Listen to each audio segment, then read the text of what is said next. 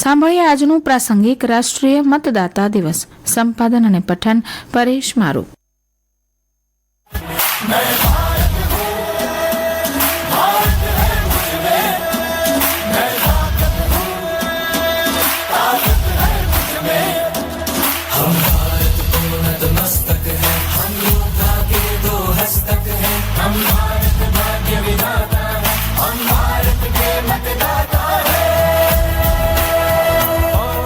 આજે 15મો રાષ્ટ્રીય મતદાતા દિવસ છે.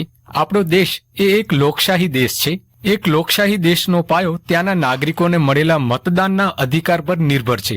ભારતીય બંધારણે કોઈ પણ પ્રકારના ભેદભાવ વિના દરેક નાગરિકને એક સરખા મૂલ્યનો મતાધિકાર આપ્યો છે. લોકો ભારતીય નાગરિક તરીકે મળેલા મતાધિકારનું મહત્વ સમજે અને મતદાન વિશે જાગૃત થાય તે હેતુથી 25મી જાન્યુઆરીના રોજ રાષ્ટ્રીય મતદાતા દિન ઉજવવામાં આવે છે. ગયા વર્ષની જે થીમ હતી તે આ વર્ષે પણ ચાલુ રખાઈ છે. મતદાન જેવું કંઈ નથી, આપણે ચોક્કસ મતદાન કરીશું. આ શીર્ષક મતદારોને તેમના મતદાનના અધિકારનો ઉપયોગ કરવામાં ગર્વ અનુભવવા માટે પ્રોત્સાહિત કરે છે. ભારતમાં મતદારોની સંખ્યા હવે 99 કરોડ 1 લાખ પર પહોંચી ગઈ છે. ચૂંટણી પંચે જાહેર કરેલા આંકડા પ્રમાણે દેશમાં મતદાર યાદી યુવાન અને લિંગ સંતુલિત દેખાય છે.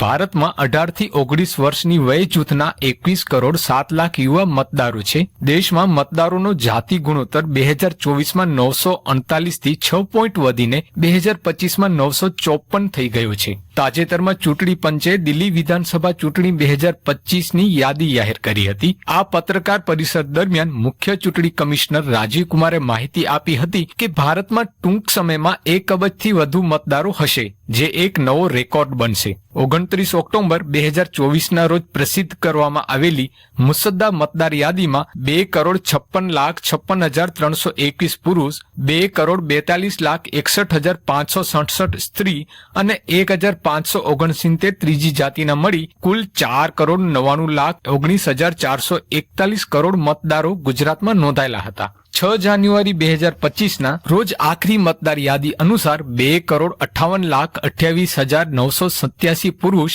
2 કરોડ 44 લાખ 84,704 સ્ત્રી તથા 1,569 ત્રીજી જાતિના મળી કુલ 5 કરોડ 3 લાખ 15,260 મતદારો રાજ્યમાં નોંધાયેલા છે. રાષ્ટ્રીય મતદાતા દિનને 25 જાન્યુઆરીના દિવસે મનાવવાનું એક ખાસ કારણ છે. ભારતની આઝાદીના 3 વર્ષ બાદ જ્યારે 1950માં 26 જાન્યુઆરીએ બંધારણ લાગુ કરવામાં આવ્યું, તેના એક દિવસ પહેલા એટલે કે 25 જાન્યુઆરી 1950ના દિવસે ભારતીય ચૂંટણી પંચની સ્થાપના થઈ.